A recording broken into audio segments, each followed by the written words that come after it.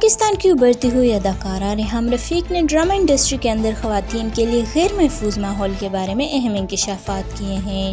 ایک حالیہ انٹرویو میں انہوں نے نئی آنے والی اداکاروں کو خبردار کیا کہ وہ اس شعبے میں آنے سے پہلے ممکنہ چیلنجز اور خطرات سے آگاہ ہو جائیں۔ انہوں نے کہا کہ یہاں محض مقابلہ نہیں، منفی رویے بھی ہیں۔ ریحام رفیق نے پروگرام کی میزبان سے بات چیت کرتے ہوئے بتایا کہ ڈرامہ انڈسٹری میں اداکاراؤں کے درمیان مسابقت کا ماحول تو فطری بات ہے، لیکن بعض اوقات یہی مقابلہ منفی رویوں میں تبدیل ہو جاتا ہے۔ ان کا کہنا تھا، میں خود کسی سے مقابلہ کرنے یا موازنہ کرنے پر یقین نہیں رکھتی، لیکن میں نے دیکھا ہے کہ کچھ فنکارائیں حسد کی وجہ سے دوسروں کے راستے میں رکاوٹیں کھڑی کرتی ہیں۔ اداکارہ نے کہا کہ صرف شوبز نہیں، ہر شعبے میں خواتین غیر محفوظ ہیں۔